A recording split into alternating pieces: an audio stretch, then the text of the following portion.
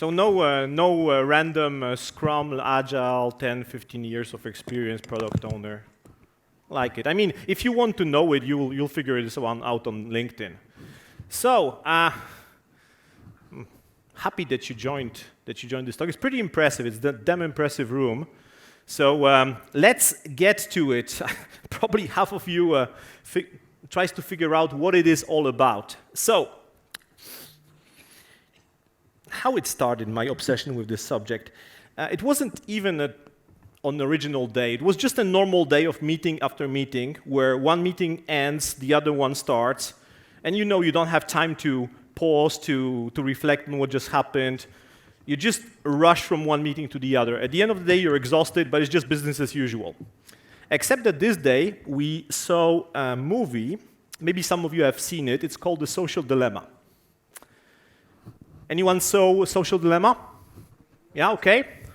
So some people did see it. So Social Dilemma, what's specific about this one is that it describes social media in particular as an example of how companies are right now fighting for our attention.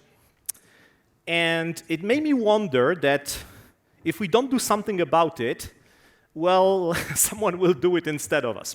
So this is why this talk has started, as an idea to fight, well, an overwhelming giant trying to grab our attention. So why now? We are living in a world where your attention is precious. And when I say precious, it is literally precious. When there is overabundance of information, what's scarce is human attention. So of course, everyone will try to engage your attention, keep it as much as possible. And we are not necessarily playing a winning game.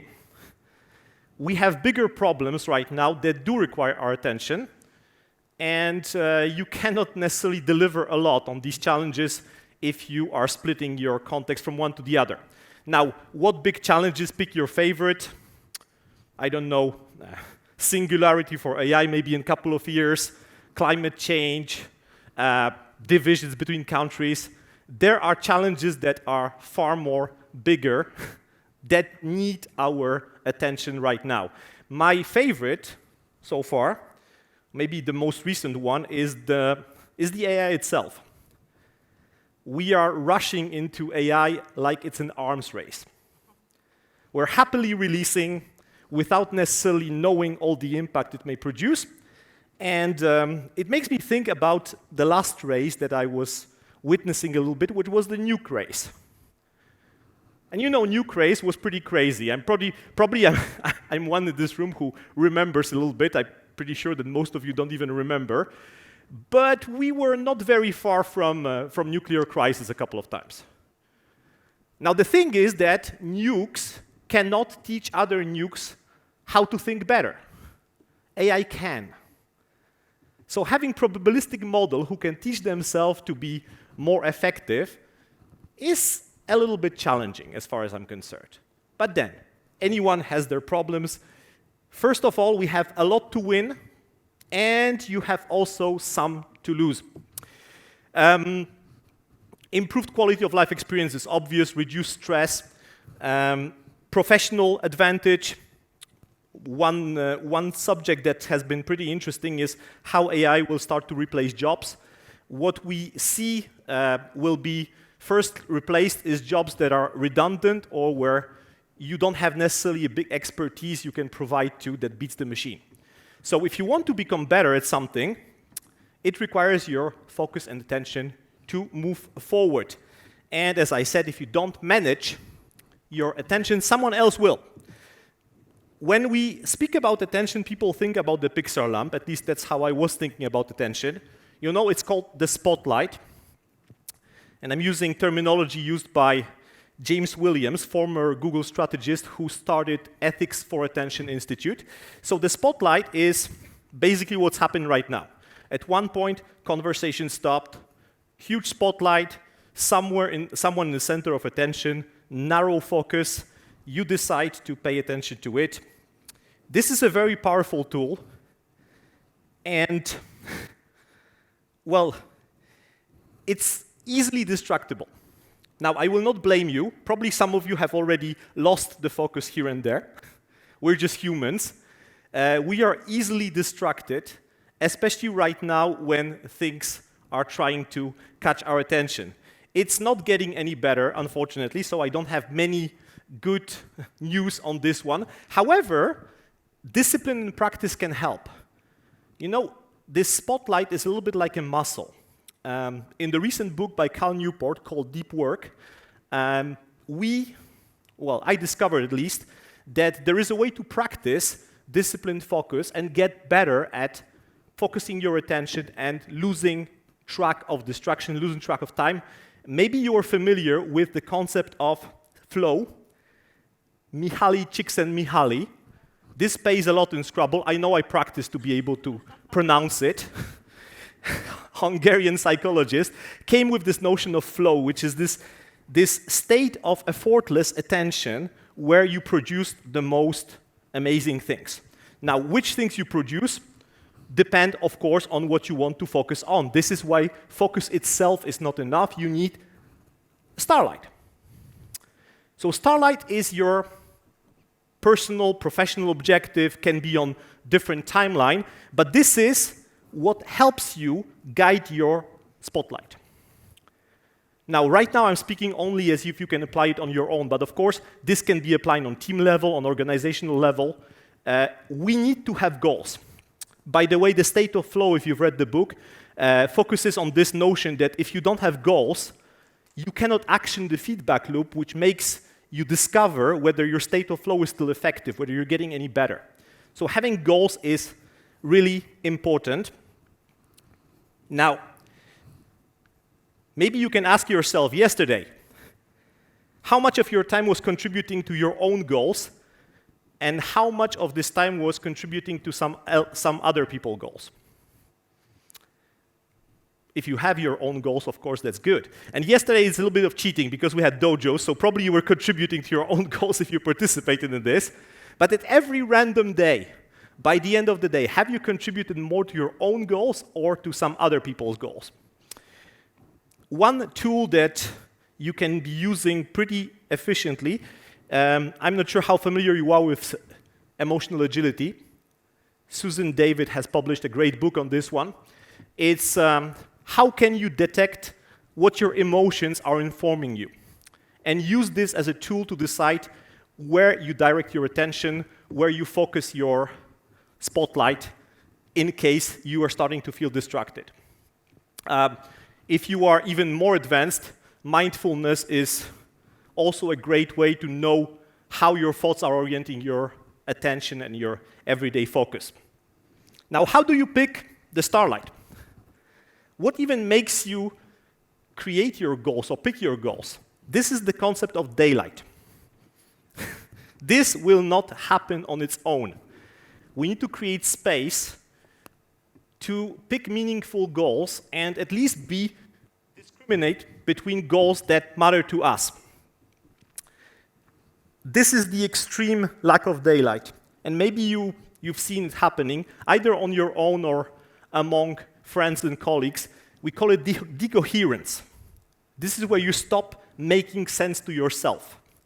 You're so overwhelmed that you don't see the daylight, and even your own story of what you're telling about your life doesn't make any sense to you. It's a very bad place to be. So, if you are hoping for a more fun talk to start the afternoon, I'm pretty sorry.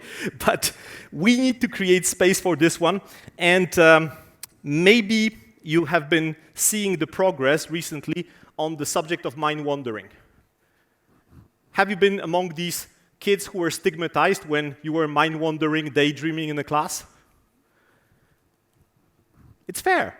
It's a very useful neuronal way to deal with what's happening in your brain. This is the space that helps you integrate information that usually you don't focus on.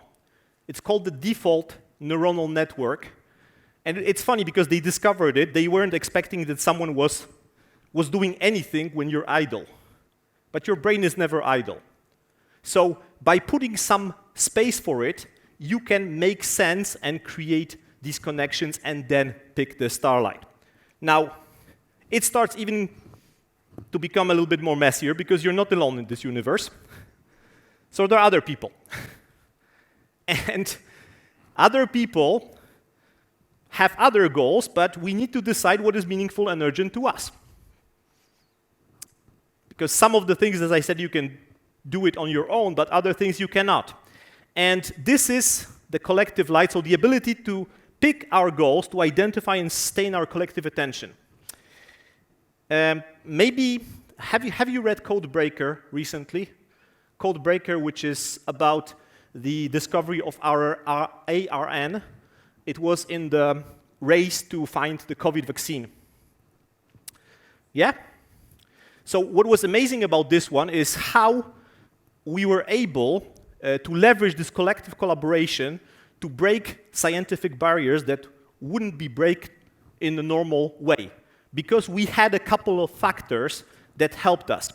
So shared values, sense of urgency definitely help it, increased collaboration, there was very little patent fighting, very little information clustering, psychological safety. These are the factors that can help with the creative collective light. And of course, a critical mass of factors. It takes a critical mass to get us started. Then, of course, it gets exponentially more. So now what? In recent studies about consciousness, consciousness is the subjective quality of your life experience, how brain works, it's a little bit different from what we were thinking. We were thinking that we take inputs from sensors and we parse them and we progressively become more and more aware of what's happening. Brain works a little bit like a predictive machine. It does take sensorial input, but it confronts it to the projections of what you're expecting. And what you're expecting is based on what you paid attention to previously. So basically, how you view the world depends on where you decided to place your attention so far. If we go a little bit more, is that these predictions are being computed and adapted, and you can learn from them for as long as you pay attention to it. So where it leaves us is that who you are, what you think, what you feel, and who you love is the sum of what you focus on. Being intentional about your attention is critical not only to, I don't know, delivering story points, but it's critical also for you as a human being to live a meaningful life. And I'm not sure how many of you will regret at the end of the day that you haven't answered enough emails or you haven't spent enough time scrolling Facebook. So this is an MVP version. Usually it's more an hour, a lot of interactions. I had only 15 minutes. So if you're interested to dive deeper, here is the wall of suggested reading that I briefly introduced here and there. All these elements help me a lot shape my understanding what's happening in the brain, how it shapes our conscious experience, how it shapes our attention. And I'm not sure if you have seen AI Dilemma. It's a conference that Tristan Harris and Azar Raskin made in March, calling for 6 months suspension on generative large language model research, which is, you know it probably under the name GPT. The level 4 scares people who work on it. Specialists working on AI don't understand how AI got to where it is right now. And when specialists don't understand, there may be some spillover effects that will be much worse than what we have seen so far. So that's one of the reasons why it's getting even more important to do it right now. As in this AI dilemma, they said we messed up a little bit the first confrontation with AI, which was algorithms to grab your attention on social media. 6 years later, we see the spillover effects. Maybe it's good to start thinking about this now so that we don't mess up again. On this friendly note, thank you. Thank you very much. Here is the AgileByExample.com/ask link, and you can ask your question via Slido. And I have a first question for you, Paweł. You've mentioned the float by Michał Csikszentmihalyi. It's pretty easy because his first name and his last name, well, his first name is the thing that you repeat after Cziksen. So Michał Csikszentmihalyi. Now you can amaze anyone. Michał Csikszentmihalyi. So I understand that this state is very exhausting. So it could be dangerous and difficult to be in the state of flow all the time along. Can you comment on that? The point is not to be in this state all time along. A state of flow is characterized by the fact that your skills and your challenges meet each other. And in this state, you're performing with a very narrow and directed focus. This can be exhausting after an hour if you don't have enough practice. I think the longest state of flow that were described in the book and in other readings were around 5 hours after intense training. And then you're exhausted for the rest of the day. You need to do something else. I wouldn't recommend starting with 5 hours of flow. By the way, if you manage to have 10 minutes of flow in a day, that will be awesome. But yes, there is a limit to how you can focus attention and remain attentive. Your brain needs balancing out. We cannot be always in the spotlight mode. So the connected question is how to stop procrastinating.